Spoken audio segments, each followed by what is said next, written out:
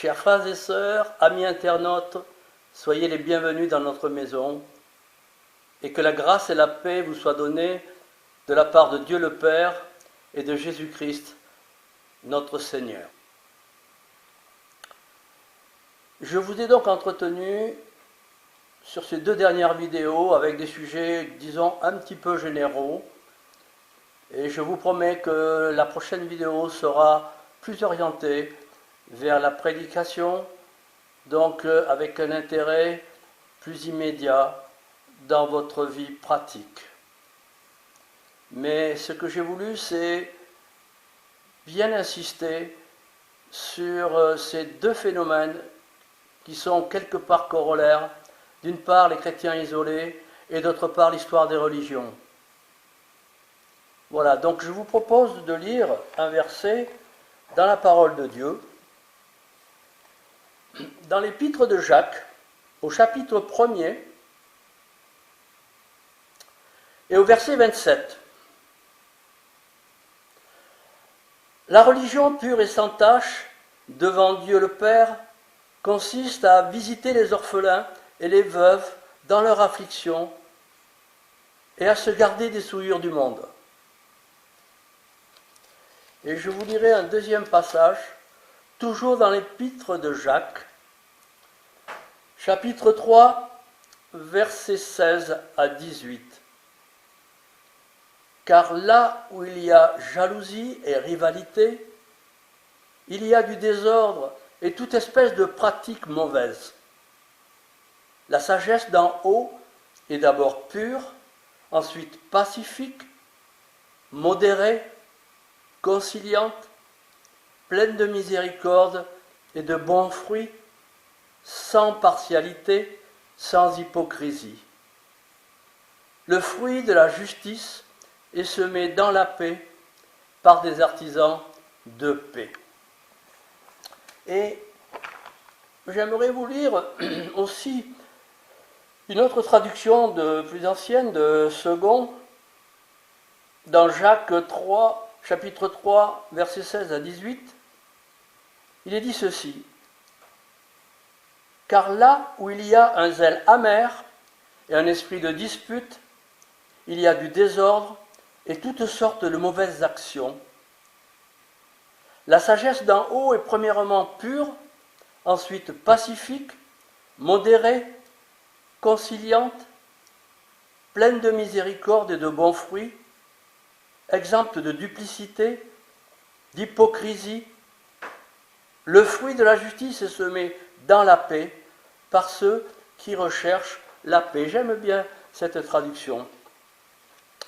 Voilà, donc lorsqu'on s'interroge sur les causes des guerres de religion qui opposèrent catholiques et protestants au XVIe et XVIIe siècle, en particulier dans la ville de La Rochelle, on peut penser que ces guerres sont motivées principalement par la manière de mettre en pratique les Saintes Écritures.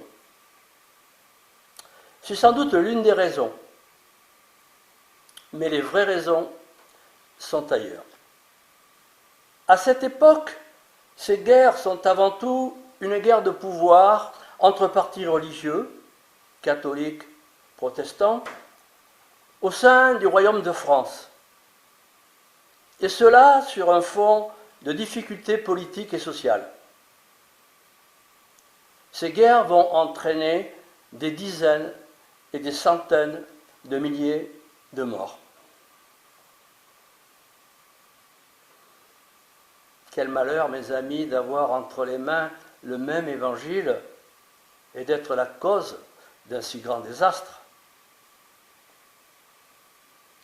Ce désastre sera l'un des grands succès de la puissance des ténèbres. D'ailleurs, sans grande réaction et avec un aveuglement total de la part des hautes instances protestantes et catholiques et même royales. Toutes sont plongées dans leurs intérêts respectifs, intérêts surtout terrestres, lorsqu'on les regarde de plus près. Notons qu'au XVIe siècle, et dans les siècles qui suivront, il y a entre la religion protestante et la religion catholique de profondes différences sur la manière de mettre en pratique les évangiles et sur les modes de vie qui en découlent. Au XVIe siècle, l'Église catholique est un peu rassie et discréditée par de nombreux scandales, avec un enseignement basé surtout sur la conquête du ciel, et cela appuyé sur le commerce des indulgences. Avec les indulgences, en payant, il était possible d'obtenir des remises de peine pour les morts qui rôtissaient dans les flammes du purgatoire. Cette thèse a été confirmée au Concile de Trente en 1547 et très fortement combattue en Allemagne par Luther. Dans cette Église et à l'époque, la conduite personnelle des croyants et des responsables religieux n'est pas le souci principal. D'ailleurs, le culte dispose de nombreux médiateurs pouvant aider à gagner le ciel et apaiser le courroux de Dieu. Le culte des saints, le culte marial, on est proche du paganisme. L'œuvre rédemptrice de Jésus-Christ est mise en sourdine. Sous l'influence de Luther et Calvin, dans les années 1525, la religion protestante apparaît comme un moyen d'accès à Dieu beaucoup plus libéral et plus facile pour les pauvres. De façon générale, il n'y a rien à payer, le salut est gratuit, fini la lourde hiérarchie entre le croyant et Dieu le Père. Mais il faut cependant reconnaître que sous l'influence de Calvin, l'Église protestante va fortement se radicaliser. Calvin était un radical, drastiquement radical. Je vous invite à vous reporter au procès du théologien et médecin Michel Servet, qui fut condamné au bûcher. Voir aussi la relation entre Calvin et Sébastien Castelion pour en avoir une idée plus précise.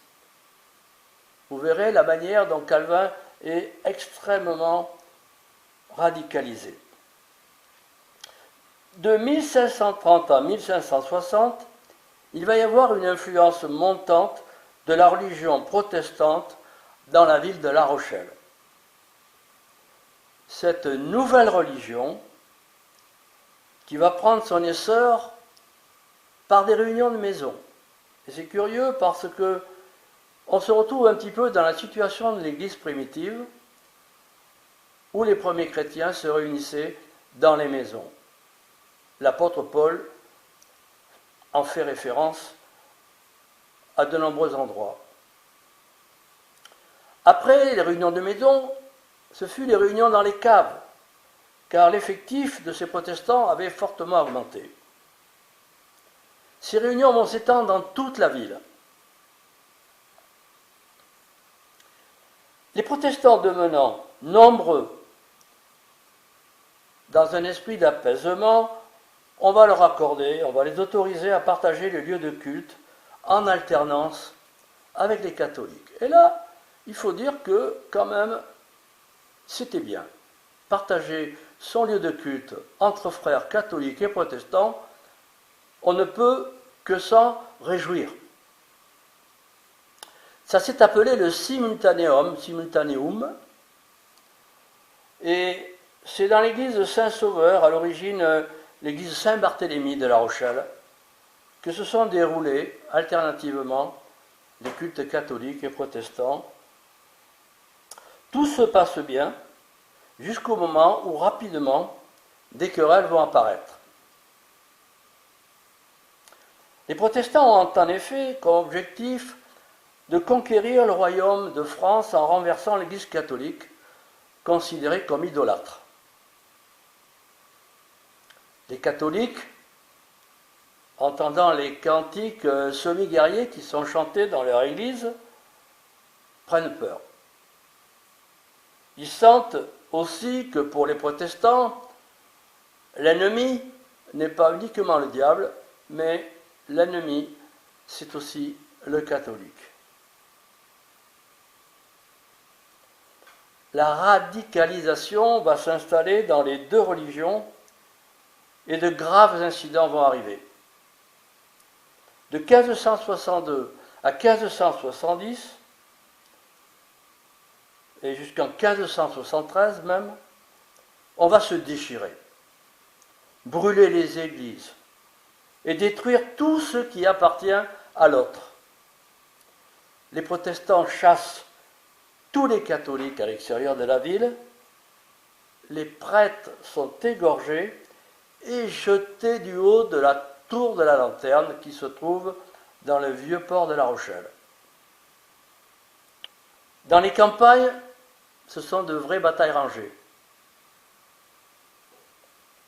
À ce stade, je voudrais vous faire remarquer que les cœurs des êtres humains finissent toujours par ressembler et devenir aussi durs que les murs de pierre qui se construisent. Pendant ce temps, au sommet de l'État français, il y a un conflit à la cour du roi entre la petite noblesse protestante qui commence à se mobiliser autour du prince de Condé et de l'amiral de Coligny. Tout cela pour résister aux catholiques qui soutiennent le duc de Guise. Cette lutte armée va engendrer une série d'affrontements qui vont être à un moment apaisés par l'édit de Saint-Germain en 1570, qui va donner aux protestants l'amnistie et la liberté du culte. Je vous laisse le soin d'approfondir ce sujet sur Internet. Vous avez tous les éléments pour approfondir ce que je suis en train de vous dire. Mais la marmite bout toujours, et après l'attentat perpétré contre l'amiral de Coligny, on en arrive au massacre de la Saint-Barthélemy en août 1572, qui portera un coup fatal à l'expansion de la réforme en France. On entre alors dans un total fanatisme religieux. C'est alors que la majorité des croyants protestants, responsables, pasteurs, vont regagner La Rochelle, qui devient une place forte pour cette nouvelle religion. La Rochelle va bénéficier du soutien des Anglais, qui voient dans cette religion et dans cette ville un moyen d'affaiblir le royaume de France. Il y aura d'autres villes dans le midi de la France qui vont aussi accueillir les protestants. Après cette sombre période, on en arrive à l'édit de Nantes en 1598, établi sous Henri IV. Édit qui vise à établir la paix dans le royaume en assurant la liberté de culte aux protestants. La Rochelle va alors se voir accorder un statut spécial et va devenir un véritable État dans l'État.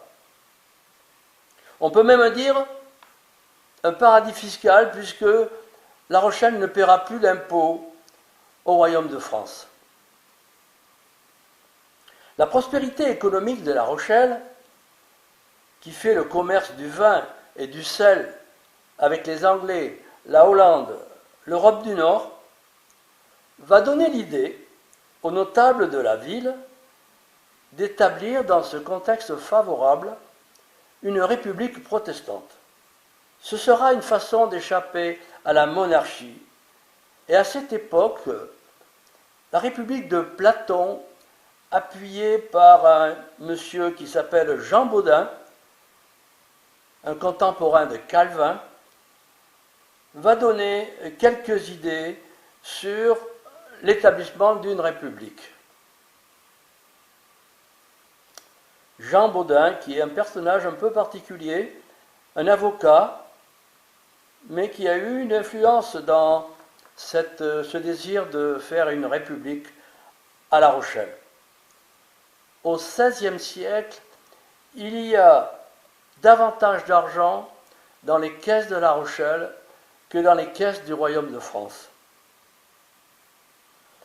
Louis XIII, qui à cette époque est le roi de France, commence à s'énerver et veut en finir avec cette ville rebelle qui devient un danger pour la France.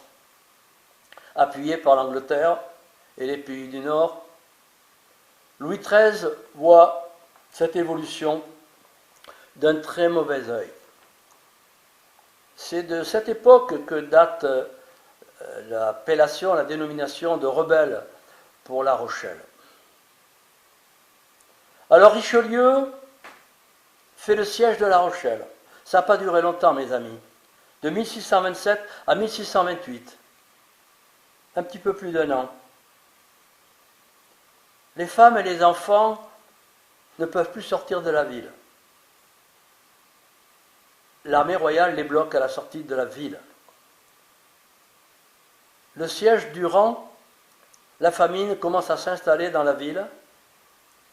On a mangé les chiens, puis on a mangé les chats. Et quand on a mangé les chats, ce sont les rats qui sont sortis. On a mangé les rats. Et quand les rats ont compris que leur vie était menacée et qu'il était très difficile d'attraper des rats, on a mangé des humains.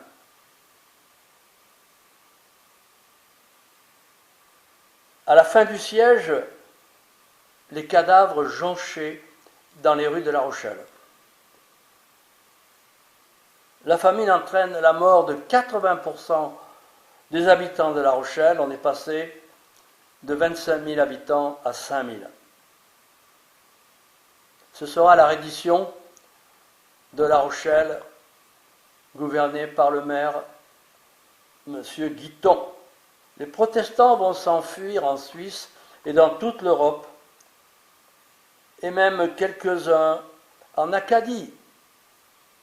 Au Canada, déjà, le Jacques Cartier avait déjà fait les découvertes. On avait la pêche à la morue à Saint-Pierre-et-Miquelon. On connaissait le coin à La Rochelle. Donc quelques-uns vont partir là-bas, malgré l'interdiction d'émigrer qui leur était assignée. L'édit de Nantes sera révoqué par Louis XIV en 1685 et de grosses difficultés vont s'abattre sur la religion protestante. Dans cette histoire dramatique, j'aimerais vous poser une question. Habitant La Rochelle à cette époque, qu'aurions-nous fait? Qu'aurions-nous décidé? Il n'y avait que 3 solutions. Soit rappeler ouvertement à tous l'enseignement de Jésus et condamner ouvertement ses actes et ses guerres de parti, et finir probablement persécuté à mort. Cette position était quelque part semblable à celle de Jean-Baptiste, qui avait dit des vérités en face des religieux qui venaient près de lui. C'est une position qui était difficile à prendre.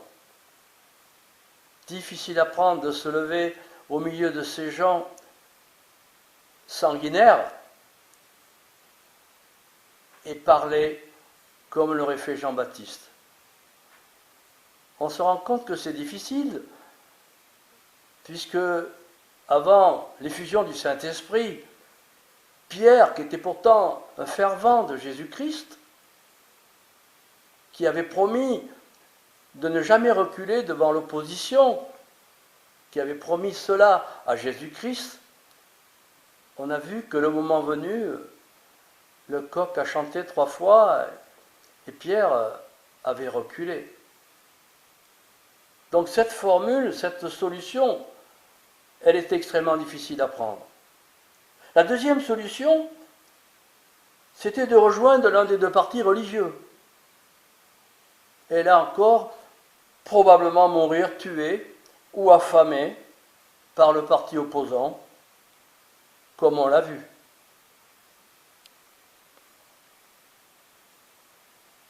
La troisième solution est à mon avis la plus sage. Elle consistait à se tenir éloigné de ce tumulte politique et de ces hommes-là, qui étaient insensibles, implacables, cruels, emportés, sans frein, quand on jette des prêtres qui ne sont pas de votre avis depuis le haut de la tour de la lanterne, quand on s'étripe au sens propre. Je pense que c'est difficile d'adhérer à ce mouvement quand on a reçu dans son cœur l'amour du Seigneur. Je ne sais pas ce que vous en pensez, mais moi c'est clair pour moi. Ne pas participer à ce conflit, se mettre en retrait de cette poudrière pendant qu'il en était temps, d'une manière ou d'une autre. Dans l'épître de Paul au Timothée, deuxième épître, chapitre 3, verset 5, il est bien écrit ceci: « Éloigne-toi de ces hommes-là, de ceux qui sont cruels, implacables, amis de l'argent, sans frein. » Il est écrit aussi dans Matthieu 10, verset 16, « Soyez prudents comme des serpents, simples comme les colombes. » Et dans Job, chapitre 11, verset 14, « Éloigne-toi de l'iniquité et ne laisse pas habiter l'injustice sous ta tente. » Voilà des versets qui constituent un miroir pour tous ceux qui ont commis ces actes, le miroir de la parole de Dieu. Et je dois vous avouer que personnellement, j'aurais vécu dans cette période, je n'aurais pas voulu mourir assassiné parce que j'appartenais à un parti. Non, non, non. Cependant, je reste convaincu qu'il y a eu des protestants et des catholiques modérés qui ont choisi cette solution. Il est impossible de penser que des cœurs paisibles et sincères qui avaient accepté Jésus comme sauveur, même de la façon la plus élémentaire, que ces cœurs qui avaient été touchés par le Seigneur, qui avaient la foi en Dieu, n'aient pas été divinement avertis de ce cataclysme religieux à venir. Divinement avertis. Je me suis penché sur le moteur de recherche qui est en bas de votre page de site. Moteur de recherche sur Internet, recherche dans la Bible. Vous cliquez sur le passage, vous allez donc entrer dans recherche dans la Bible, vous cliquez à nouveau et vous arrivez sur la page où il est écrit recherche par mot. Donc vous mettez divinement averti au singulier, mais entre guillemets dans la fenêtre de recherche, divinement averti entre guillemets, averti au singulier dans une première recherche, averti au pluriel dans une deuxième recherche. Et vous allez voir sortir les versets des hommes, des femmes qui ont été divinement avertis par le Seigneur dans leur vie. Vous verrez que c'est parfois des gens très simples que le Seigneur avertit. Et je ne peux pas croire que parmi ces catholiques et ces protestants, cet avertissement ne s'est pas produit.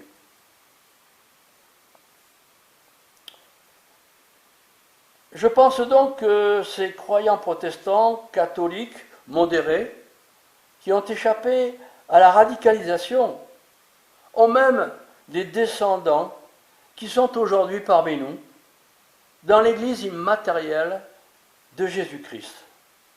Église qui n'est pas faite de main d'homme, vous le savez, et qui a un seul chef à sa tête, Jésus-Christ, le Fils du Dieu vivant. Voyez-vous? Et dans le site que j'ai créé, je mets bien l'accent sur ce point qui est extrêmement important. La religion, parfois, ne peut être que des béquilles et peut vous aider à poursuivre un chemin de foi.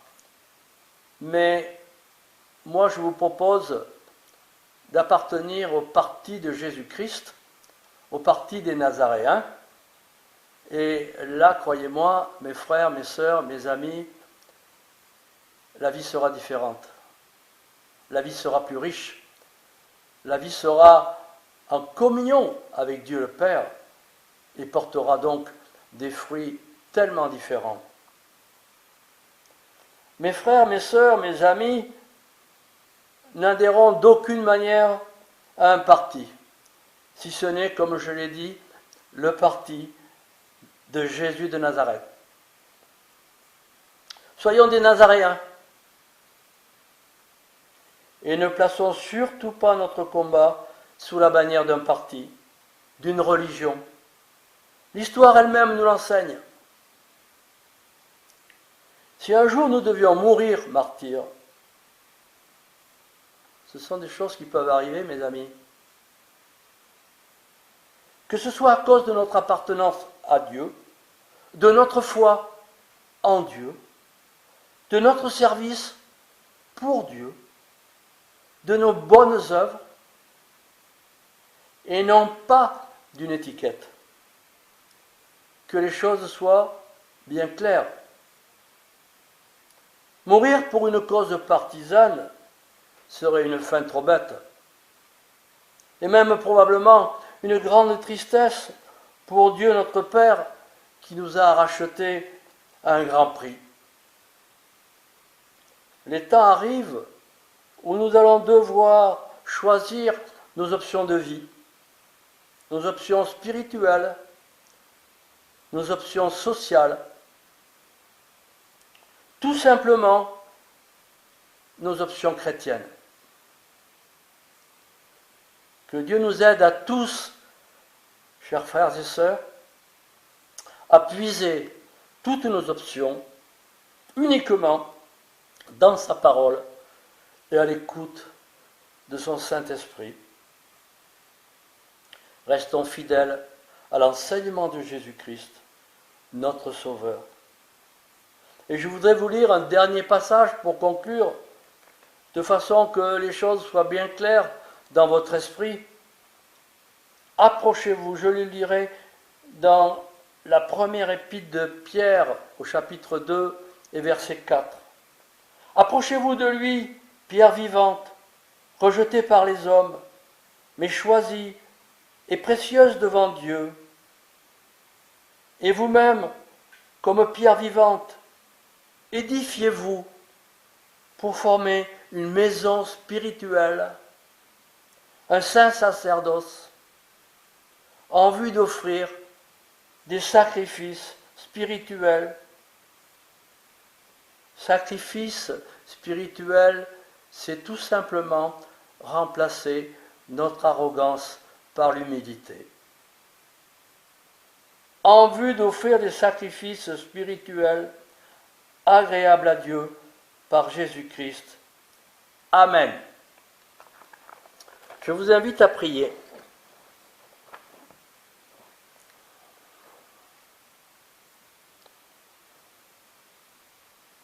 Notre Dieu, notre Père, que notre souci premier soit toujours de mettre en pratique ta parole, d'être à l'écoute de ton Saint-Esprit, pour que nous puissions avoir des fruits dignes de toi, que les choses belles de la parole de Dieu puissent être en nous, que nous soyons des êtres qui recherchent la paix, et nous recherchons la paix, Seigneur.